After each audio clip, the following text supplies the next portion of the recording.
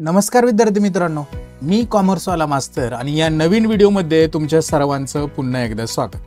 विद्यार्थी मित्रांनो, या व्हिडिओ लेक्चर सिरीज मार्फत आपण तुमचा 12वी कॉमर्समधील बुक कीपिंग अँड अकाउंटन्सी हा विषय शिकत आहोत, ज्याच्यामध्ये आत्तापर्यंत आपण टॉपिक नंबर फर्स्ट पूर्णपणे शिकलेलो आहोत। त्या टॉपिकची व्हिडिओची लिंक मी डिस्क्रिप्शन बॉक्समध्ये देत आहे, तिथे जाऊन तुम्ही ते व्हिडिओ बघू शकता। आणि आता आपण टॉपिक नंबर सेकंड जो 2 नंबरचा टॉपिक आहे account for not for profit concern हा शिकत आहोत, ज्याच्यामध्ये आपण थेरी पार्ट सर्व अभ्यासलेला आहे। त्याचबरोबर आपण सॉल्व एक्झाम्पल देखील अभ्यासत आहोत, म्हणजे इलिस्ट्रेशन नंबर फर्स्ट टू अशा पद्धतीने जे प्रॅक्टिकल एक्झाम्पल तुमच्या पुस्तकात दिलेत ते अभ्यासत आहोत। त्याच्यामध्ये आतापर्यंत आपण 8 एक्झाम्पल समजून घेतलेले आहेत। तर हे थेरी पार्ट आणि हे सॉल्व केलेले एक्झाम्पल याचे व्हिडिओ ची प्लेलिस्टची लिंक मी डिस्क्रिप्शन बॉक्समध्ये देत आहे, तिथे जाऊन तुम्ही ती बघू शकता। आजच्या व्हिडिओमध्ये आपण एक्झाम्पल नंबर 9 शिकणार आहोत आणि अतिशय महत्त्वाचं, परीक्षेच्या दृष्टिकोनातून महत्त्वाचं एक्झाम्पल आहे, कारण की याच्यामध्ये कॅपिटल फंड मिसिंग आहे, म्हणजे आपल्याला कॅपिटल फंड दिलेला नाही। म्हणजे एक्झाम्पलमध्ये जर कॅपिटल फंड दिलेला नसेल तर तो कसा कॅल्क्युलेट करायचा हे एक्झाम्पलमध्ये आपण हे शिकणार आहोत। त्याच्यामुळे हे एक्झाम्पल खूप महत्त्वाचं असणार आहे। त्याच्यामुळे या व्हिडिओमध्ये तुम्ही शेवटपर्यंत जर थांबलात तर हे एक्झाम्पल तुम्हाला चांगल्या पद्धतीने समजेल आणि तुमच्या अजून कन्सेप्ट क्लिअरिफाय होण्यामध्ये त्याची मदत होणार आहे। तर कोणताही वेळ वाया न घालवता आपण आपल्या एक्झाम्पलला सुरू करूया। आपली मेथड सर्वांना माहिती की पहिल्यांदा आपण एक्झाम्पल रीड करतो, समजून घेतो आणि नंतर सॉल्व्ह करतो। तर पहिल्यांदा आपण एक्झाम्पल रीड करूया, काय सांगितले ते समजून घेऊया। मी थोडंसं झूम करतो म्हणजे तुम्हाला दिसण्यासाठी अजून त्याचा फायदा होईल। बघा काय सांगितले, following is the receipt and payment account of Pranali sport club. आपल्याला एक रिसिप्ट अँड पेमेंट अकाउंट दिले Pranali sport club Pune and additional information मध्ये ॲडजस्टमेंट सुद्धा दिलेले आहेत। You are required to prepare income and expenditure account. तुम्हाला काय बनवायचं आहे, इन्कम आणि एक्सपेंडिचर अकाउंट बनवायचं आहे आणि बॅलन्स शीट सुद्धा बनवायचे, कधीची 31 मार्च 2019 चे। तर आता रिसिप्ट अँड पेमेंट अकाउंट दिलेले मी तुम्हाला याच्या अगोदर बऱ्याच वेळा डिस्कस केलेले आहेत की आपल्याला रिसिप्ट आणि पेमेंट दिलेले असतात। रिसिप्ट अँड पेमेंटला रिसिप्ट म्हणजे पैसे येणे, पेमेंट म्हणजे पैसे जाणे। मग या ठिकाणी 2 प्रकारचे रिसिप्ट असतात, एक म्हणजे कॅपिटल रिसिप्ट असेल म्हणजे काय हे मी लास्ट व्हिडिओमध्ये सांगितले, आणि जर हे कॅपिटल रिसिप्ट असतील CR मीन्स कॅपिटल रिसिप्ट तर ती लायबिलिटी असणार आहे, आणि रिव्हेन्यू रिसिप्ट असेल तर तो त्या ऑर्गनायझेशनचा इन्कम असणार आहे। तर रिव्हेन्यू रिसिप्ट कॅपिटल रिसिप्ट म्हणजे काय हे मी तुम्हाला सांगितले, RR मीन्स रिव्हेन्यू रिसिप्ट। पेमेंटला 2 प्रकारचे पेमेंट, एक म्हणजे कॅपिटल पेमेंट म्हणजे त्या ऑर्गनायझेशनचे असेट असणारे। आता कॅपिटल पेमेंट म्हणजे काय हे देखील मी डिस्कस केलेले लास्ट व्हिडिओमध्ये। आणि रिव्हेन्यू पेमेंट म्हणजे त्या ऑर्गनायझेशनचा एक्सपेन्सेस असणार आहे। तर हे समजून घेतलं की कॅपिटल रिसिप्ट जी असणार आहे ती लायबिलिटी असणार आहे, रिव्हेन्यू रिसिप्ट जी असणार आहे ती इन्कम असणार आहे। मग आता या ठिकाणी ज्या अमाऊंट देणार आहेत रिसिप्टला ते एकतर लायबिलिटीचे किंवा इन्कमचे आहेत, तेच फक्त आपल्याला समजून घ्यायचं आहे। बघा बॅलन्स ब्रॉट डाऊन हा जो बॅलन्स आहे, आता या ठिकाणी या प्रॉब्लेम मध्ये आपल्याला कॅपिटल फंड मिसिंग आहे, म्हणजे दिलेला नाही, म्हणजे कॅपिटल फंड आपल्याला फाइंड आउट करावा लागणार आहे। तर फाइंड आउट करण्यासाठीची मेथड मी तुम्हाला सांगेल कशा पद्धतीने। पण हा जो बॅलन्स ब्रॉट डाऊन जो आहे आपल्याला हा लास्ट इयरचा आहे, म्हणजे आपल्याला कॅपिटल फंड दिला नसल्यामुळे आपल्याला काय बनवावं लागणार आहे, प्रॉब्लेम मध्ये लास्ट इयरची बॅलन्स शीट एक वर्किंग नोट तयार करावं लागणार आहे, आणि त्या वर्किंग नोटला नाव द्यावं लागणार आहे कॅल्क्युलेशन ऑफ कॅपिटल फंड। आणि या ठिकाणी ही जी बॅलन्स शीट असणार आहे याच्यासाठी balance sheet as on 1 April 2019 म्हणजे वर्षाच्या सुरुवातीची किंवा ती वर्षाच्या गेल्या वर्षीच्या शेवटची 31/3/2019 यालाच आपण ओपनिंग बॅलन्स शीट किंवा लास्ट इयरची बॅलन्स शीट असं म्हणणार। मग या बॅलन्स शीटला म्हणजे ओपनिंग बॅलन्स शीटला आपल्याला कॅशला जो ओपनिंगचा बॅलन्स दिलेला आहे कॅशचा रिसिप्ट अँड पेमेंटला, हा लास्ट इयर बॅलन्स शीटच्या असेट साईडला लिहावा लागेल। कुठे लिहावं लागेल, लास्ट इयर बॅलन्स शीटच्या असेटला। सबस्क्रिप्शन जे असणार आहे बघा 17, 18, 18, 19 आणि 19, 16, 17, 17, 18 आणि 18, 19। आता लक्षात घ्या आपलं जे करंट इयर कोणते ते कसं ओळखायचं। 31 मार्च 2019 ला वर्ष संपतंय, म्हणजे वर्ष सुरू झालं असेल 1/4/2018 ला सुरू झालं असेल, म्हणजे आपलं जे करंट इयर आहे 2018 आणि 19 असणार आहे।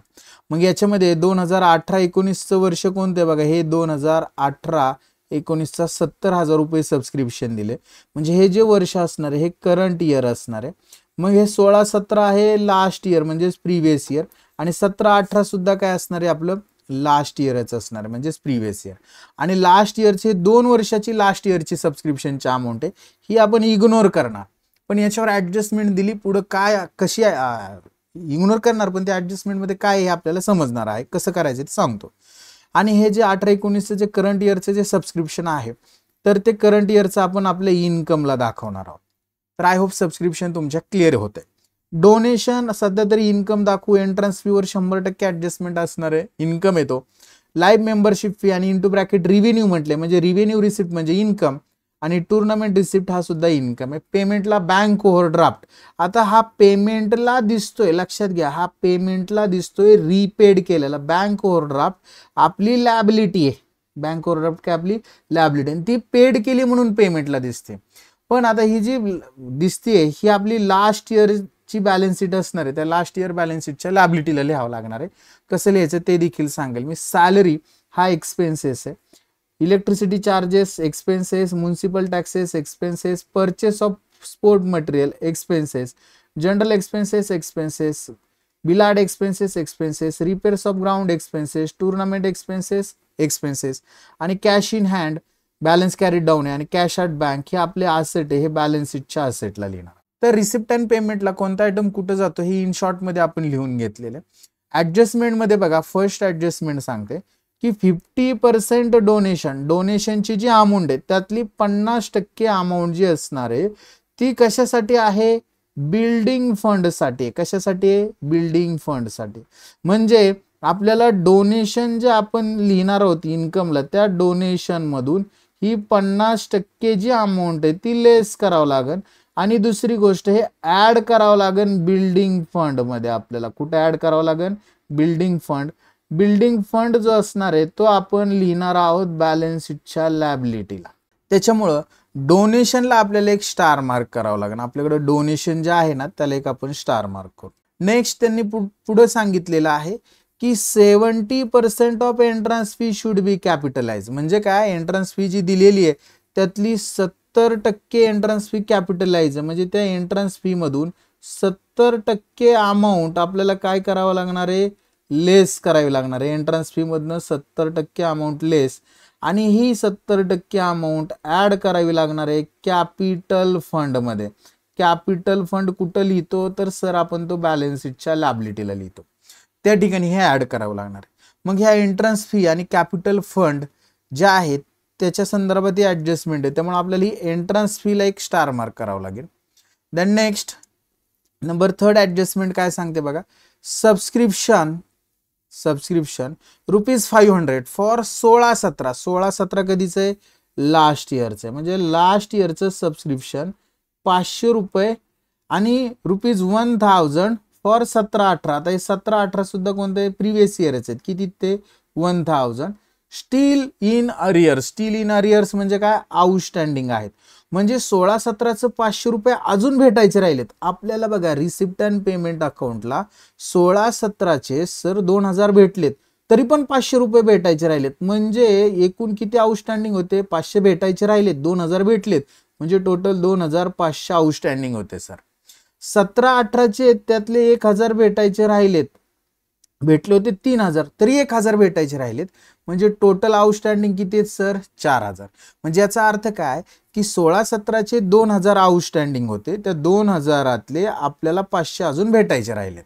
म्हणजे 2500 आउटस्टँडिंग होते, 2000 भेटले, 500 भेटायचे राहिलेत. 17-18चं टोटल 4000 आउटस्टँडिंग होते, त्यातले 3000 भेटलेत, भेटायचे 1000 राहिलेत. ही कन्सेप्ट फक्त लक्षात ठेवा. मी पुढे जाऊन आपल्याला हे जे आउटस्टँडिंग सबस्क्रिप्शन गेल्या वर्षीचं आहे ते गेल्या वर्षीची बॅलन्स शीट तयार करताना युजफुल असणारे आउटस्टँडिंग सबस्क्रिप्शन हे असेटला लिहितो. त्यामुळे हे आपल्याला गेल्या वर्षीच्या बॅलन्स शीटच्या असेटला दाखवावं लागणार हे 2500 आणि हे 4000. तर ते कसं दाखवायचं ते मी तुम्हाला पुढे जाऊन सांगणारच, पण आता हे लक्षात राहू द्या. नेक्स्ट पुढे बघा त्यांनी काय सांगितलेलं असणार. आता ह्याची इफेक्ट काय होणार नाही, पण कसं काय कशासाठी इन्फॉर्मेशन ती लक्षात घ्या गेल्या वर्षीच्या बॅलन्स शीटसाठी. पुढे बघा, following are the balance appeared in the books as on 1 April 2000.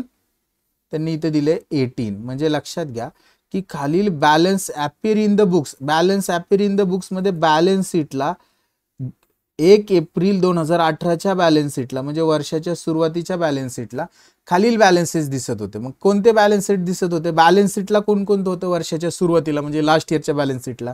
तर वर्षाच्या लास्ट इयरच्या बॅलन्स शीटला पहिला आयटम होता building fund. Sir building fund ही आपली लॅबिलिटी असते, म्हणजे आपण ही लास्ट इयर बॅलन्स शीटच्या लॅबिलिटीला लिहिणार. लक्षात घ्या, ही इन्फॉर्मेशन कशासाठी दिली? स्पेशली आपल्याला कॅपिटल फंड दिलेला नाही. मग कॅपिटल फंड दिलेला नसेल तर आपण कॅपिटल फंड कसा कॅल्क्युलेट करणार? तर तो कॅपिटल फंड कॅल्क्युलेट करण्यासाठी एकच मिनिट फक्त, कॅपिटल फंड कॅल्क्युलेट करण्यासाठी आपल्याला वर्किंग नोट तयार करावी लागेल आणि त्याला नाव द्यावं लागेल कॅल्क्युलेशन ऑफ कॅपिटल फंड. आणि एक बॅलन्स शीट बनवावी लागणार आहे आपल्याला. कधीची?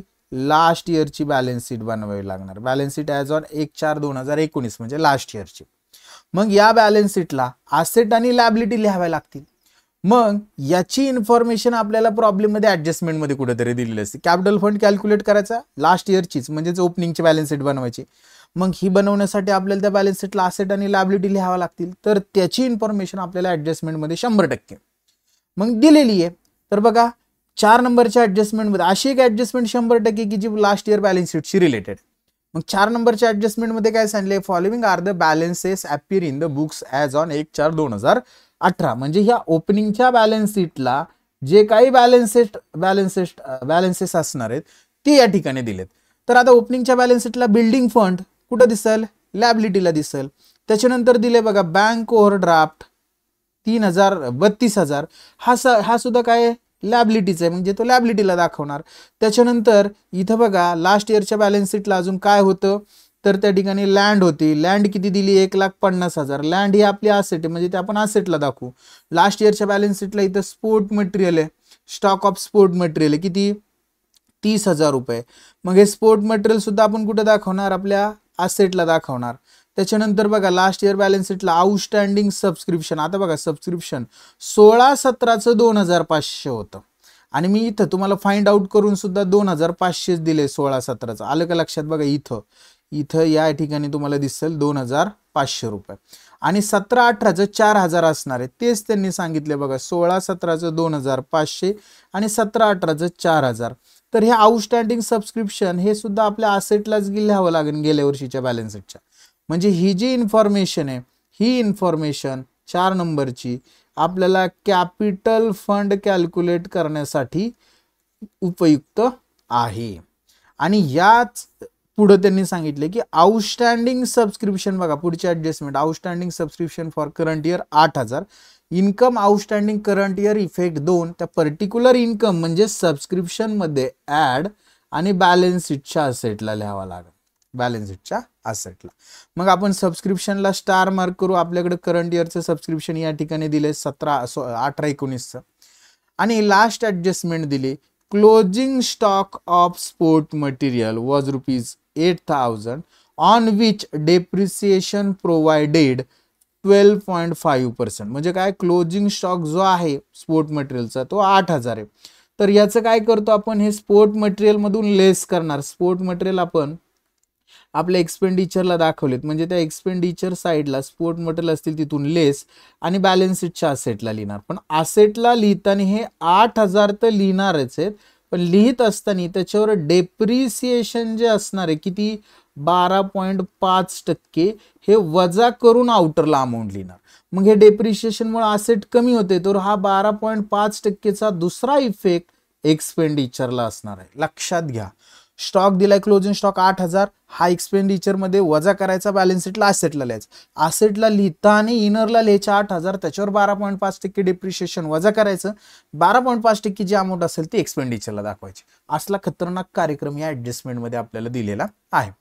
प्रॉब्लेम शेवटपर्यंत राहा, नक्कीच तुम्हाला समजणार आहे. सॉल्व्ह करायला सुरुवात करू. आता बघा सॉल्व्ह करताना पहिल्यांदा आपल्याला कॅपिटल फंड कॅल्क्युलेट करून घ्यायचा म्हणजे आपला प्रॉब्लेम स्टेप वाईज. लक्षात घ्या ज्यावेळेस कॅपिटल फंड मिसिंग असेल प्रॉब्लेम मध्ये त्यावेळेस आपण फर्स्ट कॅपिटल फंडच कॅल्क्युलेट करणार.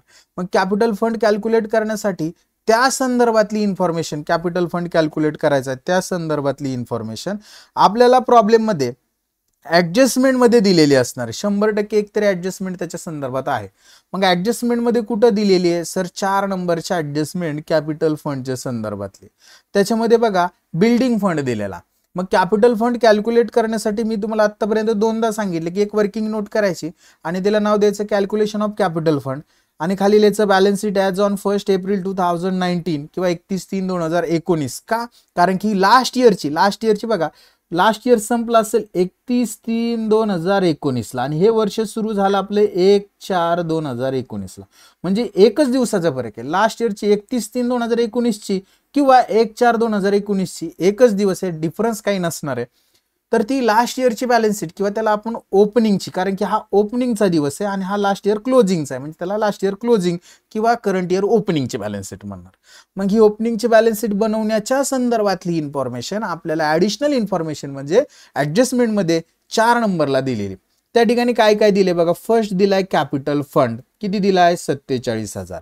मग हाच कॅपिटल फंड आपण या बॅलन्स शीटला, लास्ट इयरच्या बॅलन्स शीटला लिहिणार. कॅपिटल फंड लॅबिलिटी साईडला लिहितोय मी, लक्षात घ्या. आपल्याला कॅपिटल फंडच म्हणतोय, सॉरी बिल्डिंग फंड या, बिल्डिंग फंड.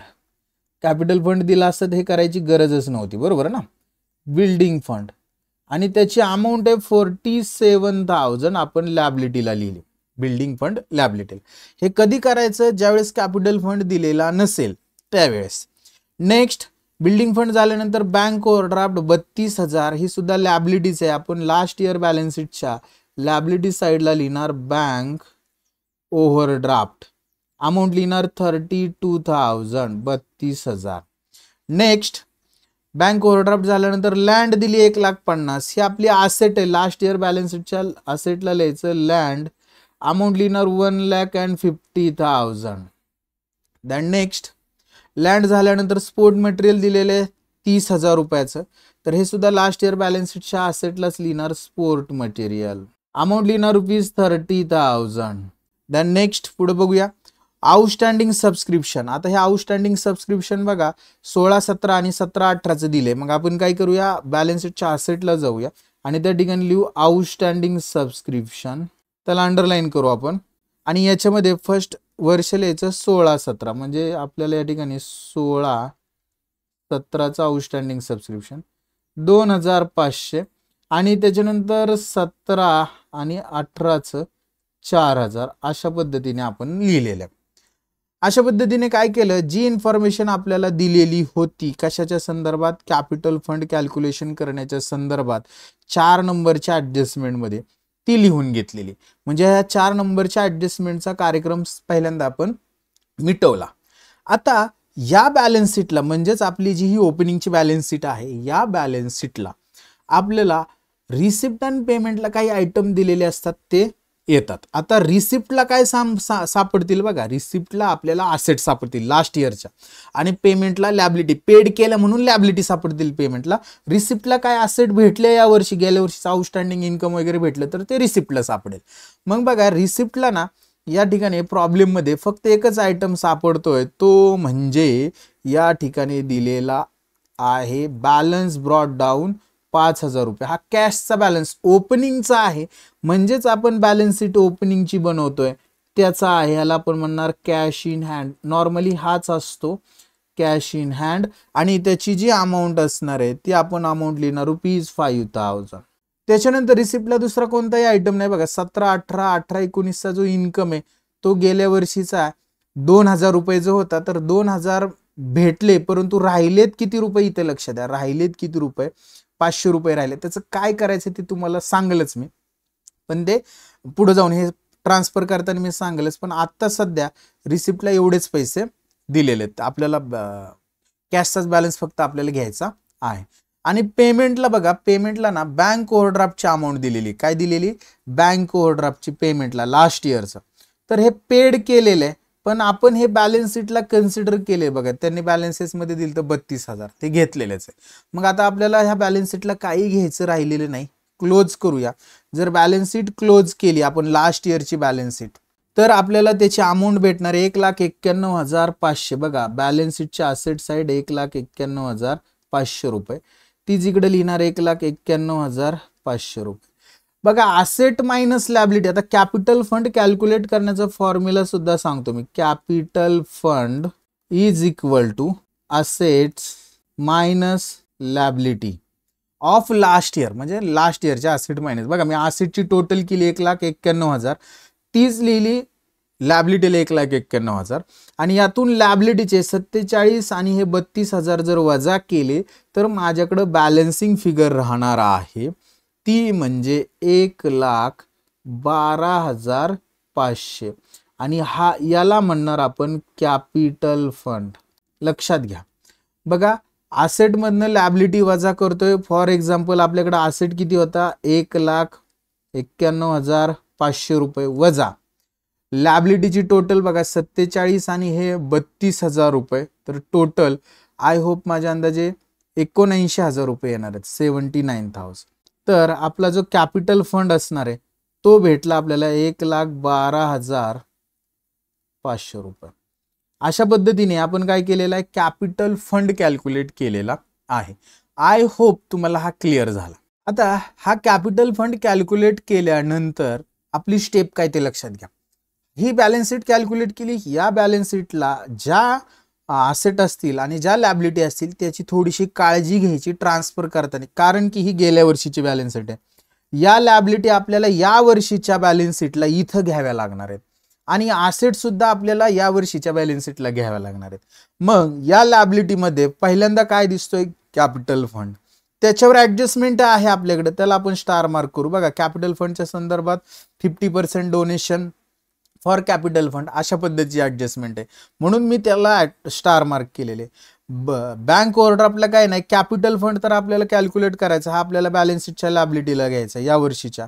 कॅपिटल फंड सुद्धा लॅबिलिटीला, लँड सुद्धा लॅबिलिटीला, स्पोर्ट मटेरियल हा जो आहे ना, बघा मी तुम्हाला आठवा एक सुरुवातीला पहिलाच प्रॉब्लेम समजून सांगितला होता मटेरियल कंझ्युम याच्या संदर्भात. तर मटेरियल कंझ्युमच्या संदर्भातला एक फॉर्मॅट सांगितला होता की opening stock plus purchase plus outstanding bill minus closing stock. म्हणजे ही जी फॉर्मॅट आहे त्या फॉर्मॅट मधला हा जो ओपनिंगची बॅलन्स शीट आहे ना, तर हा ओपनिंगचा स्टॉक आहे. हा कशा स्टॉक आहे, स्पोर्ट मटेरियलचा ओपनिंगचा स्टॉक दिलेला आहे आपल्याला, तो आहे 30,000 रुपये.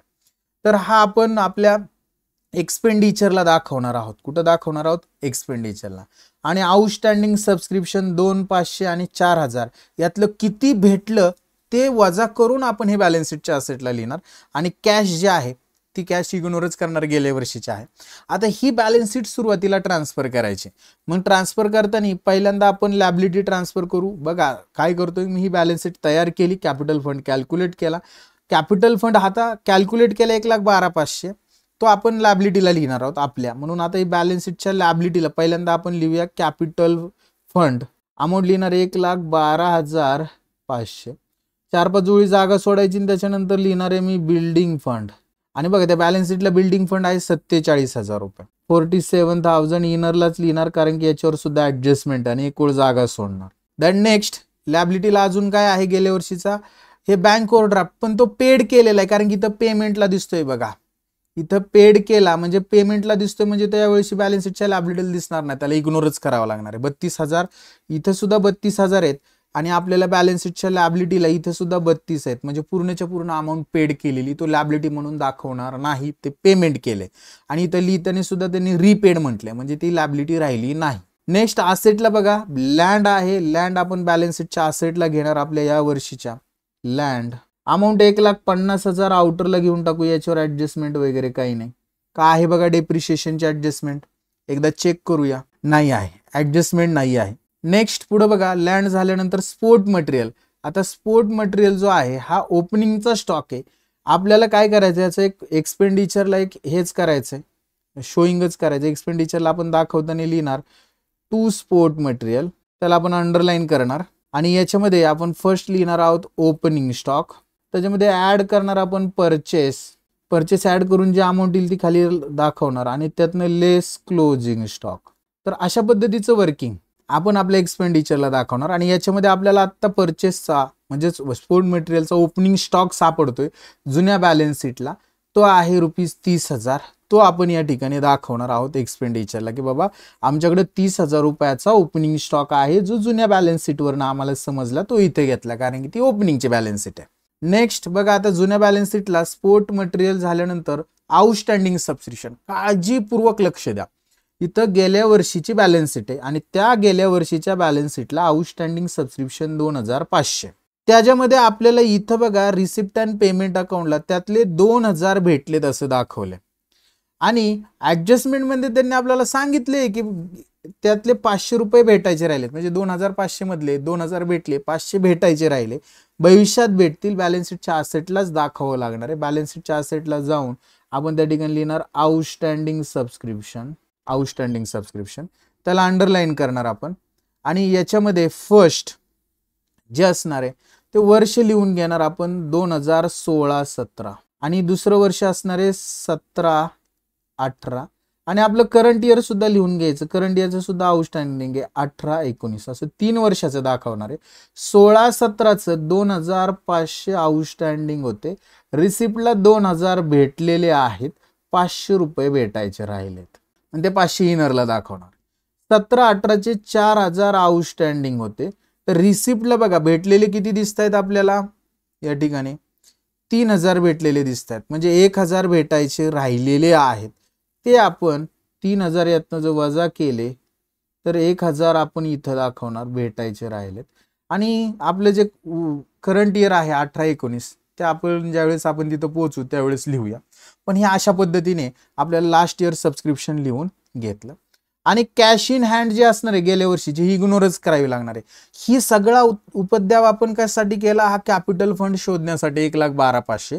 हाच कॅपिटल फंड आपण बॅलन्स शीटच्या लायबिलिटीला मी इथे 1,12,500 लिहिलेला. आता हे झाल्यानंतर आपल्या मेथडने जायचं. आता आपल्याला रिसिप्ट अँड पेमेंट सॉल्व्ह करायला सुरुवात करायची. बघा रिसिप्ट अँड पेमेंटला ट्रान्सफर करायला सुरुवात करायची. Balance brought down subscription income आहे 16-17चा लास्ट इयरचा इग्नोर, 17-18चा लास्ट इयरचा इग्नोर, 18-19 करंट इयरचा 70,000 इन्कमला लिहिणार बाय सबस्क्रिप्शन. इन्कमला लिहायचं बाय सबस्क्रिप्शन. अमाऊंट लिहिणार ₹70,000 इनर कॉलमला आणि एक लाईन जागा सोडणार आपण, एक ओळ जागा सोडणार. नेक्स्ट डोनेशन आहे. डोनेशन लिहिणार आहोत आपण आपल्या इन्कमलाच, त्याच्यावर पण ऍडजस्टमेंट आहे. डोनेशन लिहू आपण इन्कमला बाय डोनेशन इनर कॉलमला. त्याची अमाऊंट लिहिणार आपण ₹15,000. नेक्स्ट पुढे जाऊया. Entrance fee. एंट्रन्स फी सुद्धा इन्कम आहे, याच्यावर सुद्धा ऍडजस्टमेंट आहे. इनरला लिहिणार 1,700 बाय एंट्रन्स फी.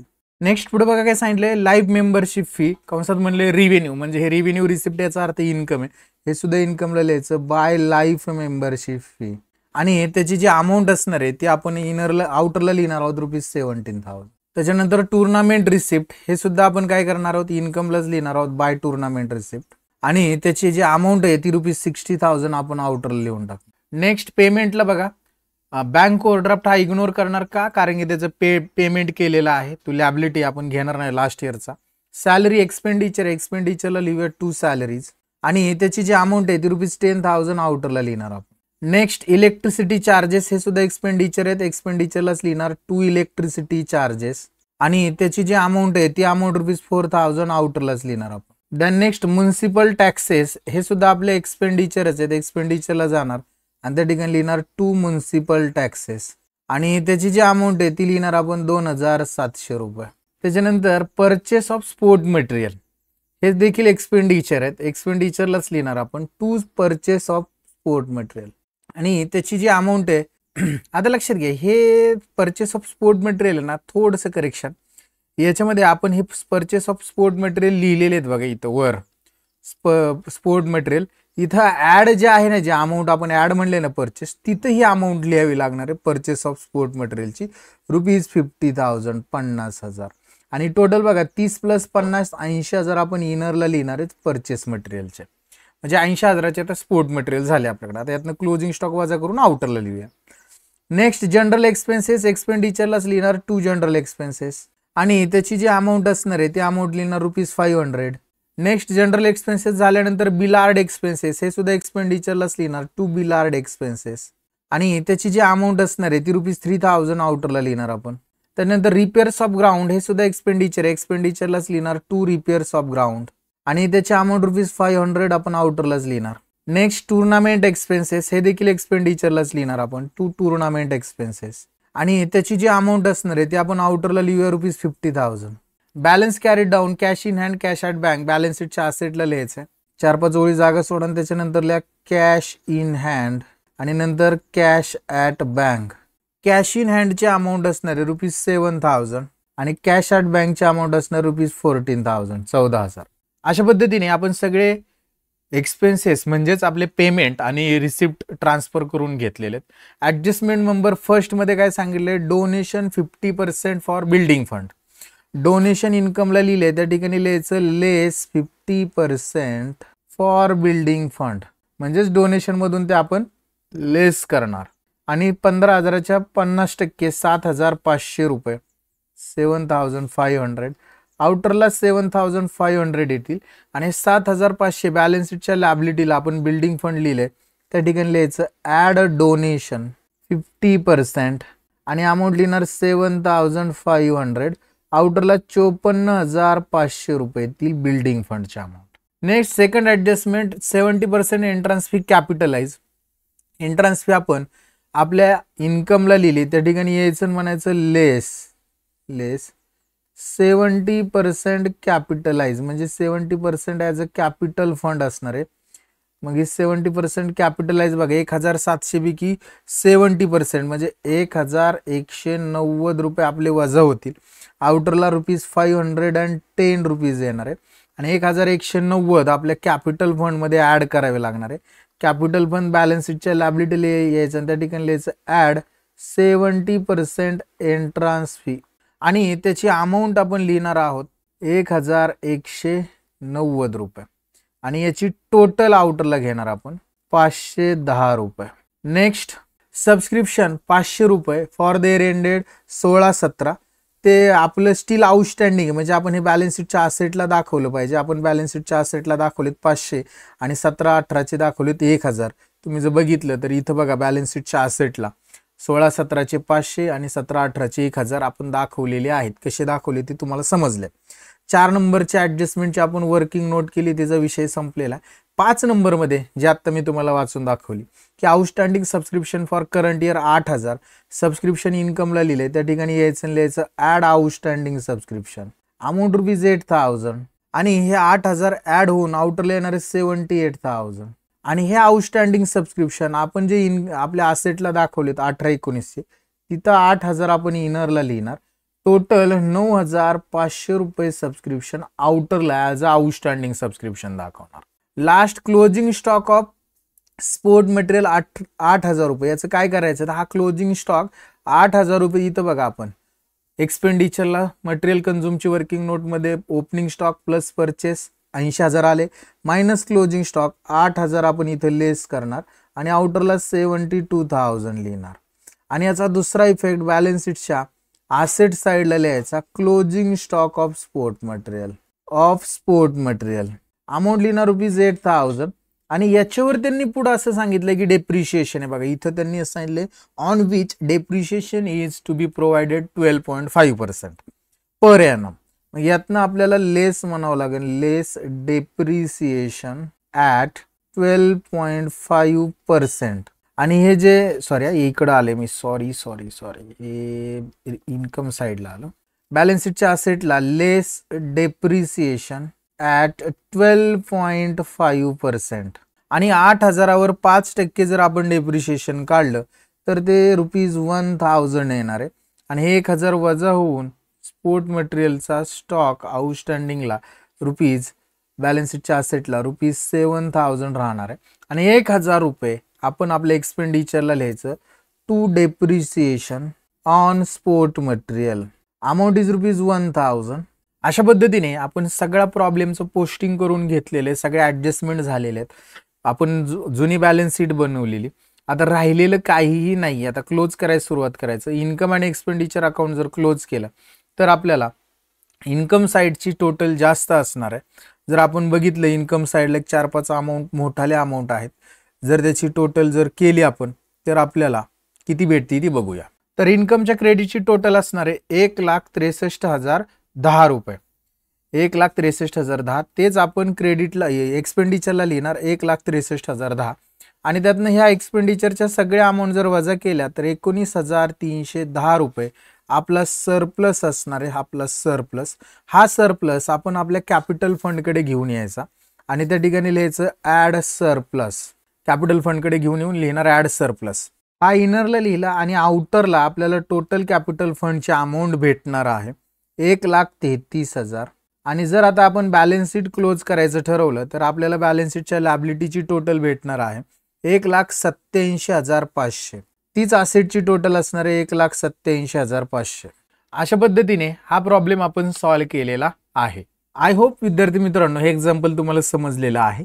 समजलेलं असेल तर व्हिडिओला लाईक करा, चॅनलला सबस्क्राईब करा आणि तुमच्या वर्गमित्रांना व्हिडिओ शेअर करायला विसरू नका. आजच्या व्हिडिओमध्ये आपण इथंच थांबूया. नेक्स्ट व्हिडिओमध्ये आपण पुढचं एक्झाम्पल बघूया. तोपर्यंत सर्वांना बाय, टेक केअर.